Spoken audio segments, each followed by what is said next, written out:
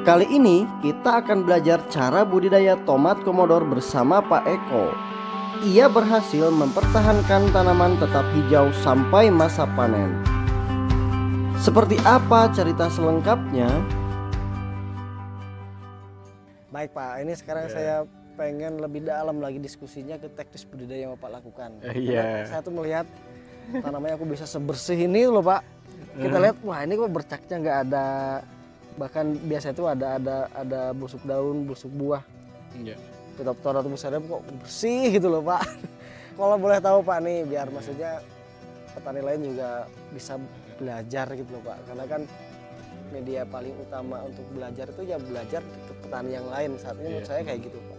Kalau dari awal tanam, dari olah lahan dulu deh, gimana Pak? Lahan. Ya pada awal tanam, olah lahan kita membuat yang di sini namanya bedengan ya. Bedengan dengan ukuran 90 sama 50. Itu kalau di sini ya maksudnya sudah sedang, nggak terlalu lebar juga nggak terlalu pendek juga, nggak terlalu sempit. Ya. Untuk dasaran sendiri kita juga tetap pakai kohe, kotoran hewan, dan kotoran ayam. Itu kemudian ayamnya tetap masuk ayam potong juga, sama NPK, baik itu Posca dan lainnya kita tetap pakai, dan dolomit. Itu di awal. Jadi sebelum tutup pulsa ya udah dikasih semua itu. Iya, sebelum ditutup pulsa kita sudah dikasih itu dulu, dan ini juga menurut saya bisa dikatakan penting. Jadi jeda antara penanaman sama tutup mulsa itu kalau bisa jangan langsung dilubangi, langsung ditanam. Kita tunggu dulu berapa, baik itu misalkan 10 atau 20 hari.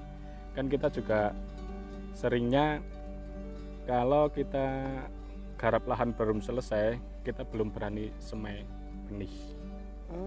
Gitu. Jadi untuk tanah apa itu nek bahasa kene ini ya wis mapan. Wis mapan ya. Wis wayahe ya. Wis wayahe tanduri. Tanduri. Jadi siap untuk ditanami udah ini. Kalau dari ukuran bedeng tingginya juga ya agak tinggi ya Pak ya. Ini ya lumayan tapi nggak terlalu tinggi, ini paling ya sekitar 20 atau berapa senti. Kita juga kalau di sini kan melihat situasi tanahnya seperti apa. Kalau misalkan di tanah yang agak berair, kita pasti bikinnya bedeng yang tinggi. Kalau di sini sendiri gimana Pak? Di sini nggak berair. Jadi agak aman lah ya. Aman. Baik. Kemudian setelah olah lahan Pak, tadi kan pemberian pupuk, mulsa, dan tadi didiamkan dulu ya Pak berapa selama? Iya. 10 sampai 20 hari. 10 sampai 20 hari. Setelah itu tanam.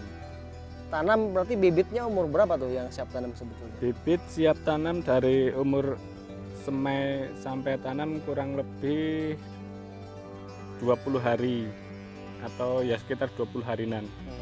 Ya kita pasang mulsa selesai, kita semai biji. Itu.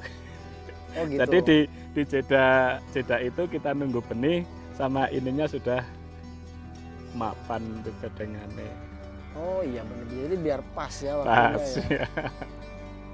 Iya. Terus ini Pak ada lagi. Tadi kan setelah itu tanam, oke. Terus setelah tanam, pemupukan keduanya atau berikutnya gimana tuh? Pemupukan kedua kita melihat perkembangan. Ini saja pemupukan kedua sudah umur hampir 45 hari baru dikasih pupuk susulan. Karena kita lihat juga perkembangannya memang lumayan. Nah ini udah luar biasa ya nih. Luar biasa. Kalau di sini Pak, ini kan dataran berapa ya? Berapa mdpl ya? 800, kurang lebih 850. 800. Kalau 800 ini sebetulnya emang kayak hawar daun emang apa nggak ada Pak di sini, apa gimana sih Pak? Kok bisa gini? Ya jarang untuk hawar daun, untuk cuaca saat ini jarang, kecuali kalau bulan-bulan pas musim penghujan banyak itu kita juga harus sering-sering kontrol untuk supaya tidak kena hawar daun. Itu pun ya juga masih sering menyerang juga. Lanjut Pak, tadi setelah pupuk susulan tuh. Terus habis itu ada penyemprotan kah atau seperti apa lagi Pak? penyemprotan rutin Mas. Apa tuh? Oke. Ya kita untuk spray kita rutin seminggu 2 kali, 3 4 ya. Seminggu 2 kali 3 4. Ya kita tetap masuk fungi, insek kalau dikatakan ada hamanya, kalau enggak ya enggak, kenapa kalau enggak dilihat enggak ada hamanya kok di insek, tapi kalau ada ya tetap kita masuk insek. Fungi termasuk wajib lah di sini. Ini wajib itu. Wajib. Itu pembelian setiap berapa minggu tuh atau hari? 3 sampai 4 hari sekali. Setiap pagi itu apa? Atau gimana? Pagi dan sore. Kalau misalkan sore nggak hujan ya kita masuknya sore.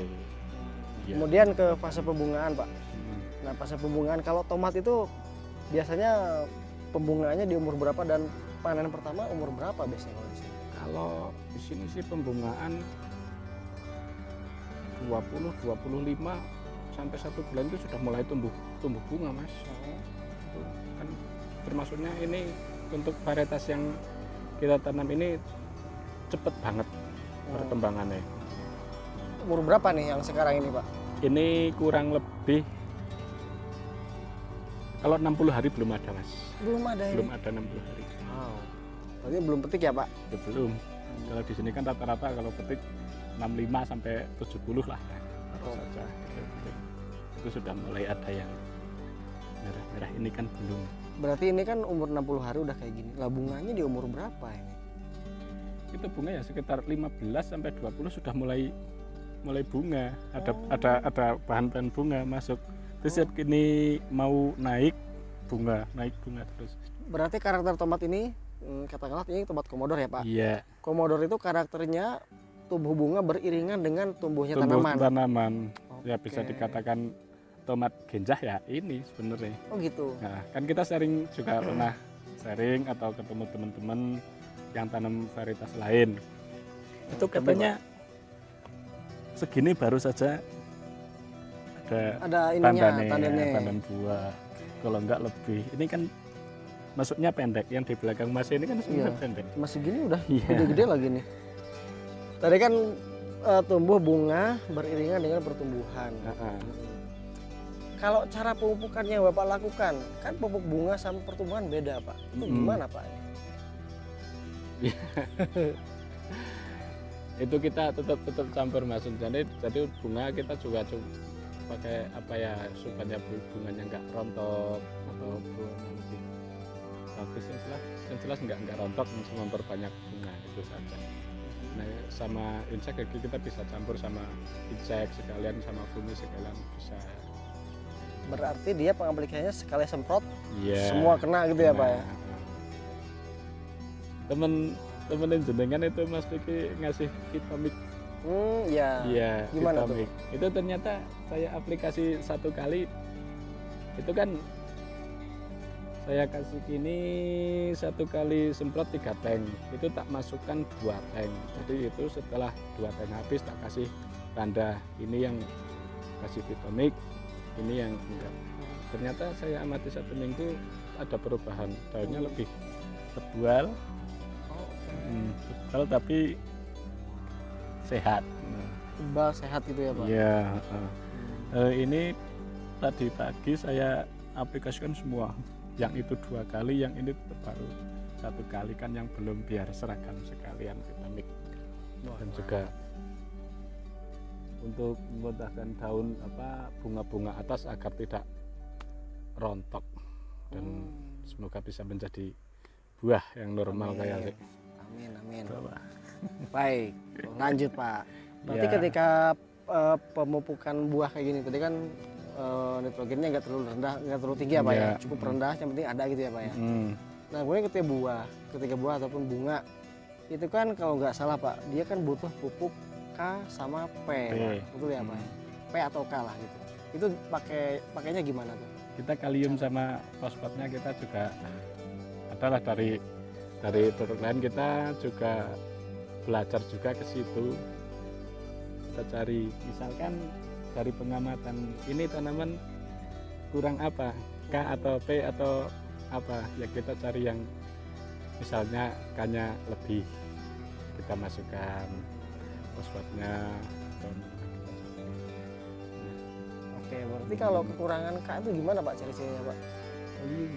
Kalium itu ciri-cirinya gimana di daunnya? Daunnya Secara umum. secara umum daunnya ini banyak yang menguning, mudah menguning. Di ininya di batangnya gini. Di sini. Apa di serat daunnya ini? Enggak. Oh, di samping. Oh, di sini blok Oh, itu kekurangan K. kalium. Kalau kekurangan fosfat. itu Fosfat gimana? ini di buah-buahnya mudah rontok juga. Oh, gitu. Wah, berarti Pak udah pinter ini. Bagus ini masukan nih. Kadang banyak orang yang nggak tahu Pak kayak gitu Pak. Serius Pak. Saya sering mengamati gitu, datang sharing dengan petani lain. Yang penting mereka pupuk. Nah, orang Enggak. hijau ke orang marah Mas. Wah, Enggak. padahal kan sebetulnya kan bukan cuma hijau faktornya Enggak. gitu loh. Hijau kan cuma Ya. nitrogen gitu loh Pak. Ya nek hijau tetap nitrogen. Untuk hijau nitrogen paling cepat. Tapi untuk ketahanan buah dan sebagainya nitrogen sedikit kebutuhannya, dibutuhkannya sedikit. Nah, kalau misalkan kita lihat tanaman sudah hijau sudah ngenu, ya enggak usah dikasih nitrogen. Iya, ngapain Kasih malah boros iya, ya? boros-boros. Eman-eman duit ya. Betul. Oke, kalau tantangan utama selama 10 tahun Pak yang pernah dihadapi Pak Eko itu apa Pak? Tantangan utama itu untuk saya pernah juga Mas kegagalan, gagal sudah pernah. Itu juga untuk membuat saya lebih giat untuk belajar, untuk mempelajari karakter tomat, cuaca dan sebagainya, apa kebutuhan yang dibutuhkan itu juga kita belajar. Kita sudah pernah gagal dulu waktu pertama nanam tomat. Kita belum tahu tomat butuhnya lahan yang seperti apa, dasarannya seperti apa. Itu jadi tomatnya nggak tumbuh secara normal. Dan kita juga belum tahu cara menangani apa itu namanya keriting daun, yang jamur dan lain sebagainya, itu kan kita belum tahu. Itulah proses, belajar dari proses. Kegagalan yang paling fatal dulu pernah kita kena ini namanya apa, busuk daun tapi bisa total Bercak daun. bercak daun. Alternaria. Ya bercak daun sampai kena buahnya. Itu pernah total. Terus itu gagal panen total itu. Ya nggak begitu total, tapi persentasenya cuma masih ada 40-50%. Banyak banget Pak. Lumayan itu. lumayan. Saya juga penasaran nih Pak sama yang tadi itu saat mereka gagal, katakanlah mungkin ketika Bapak gagal waktu itu, kok bisa tanam lagi gitu kan, bahkan nggak kenal ibaratnya tuh kapok gitu loh Pak. Itu kenapa sih Pak alasannya? Kalau misal kita sudah gagal lalu kapok, kita tidak akan pernah mendapatkan keberhasilan Mas. Ya kan, dari budidaya atau menanam tomat. Iya benar juga Ya ya. kan. Tapi gini Pak, ketika Iya. saat Bapak gagal, apakah nanamnya itu pindah ke crop lain, tanaman lain, atau tetap tomat lagi biar tuntas dulu tomat apa gimana? Tetap tomat lagi. Kegagalan kan menurut saya kan ada pepatah juga yang mengatakan kegagalan ada keberhasilan yang tertunda. Ya dari situ kita harus semangat. Dan juga kita juga sering sharing sama teman yang pada saat itu tomatnya ya kelihatan bagus, namanya kita tanya baik itu perlakuan dan sebagainya, kita tanya ya coba kita pengen ngerti gitu.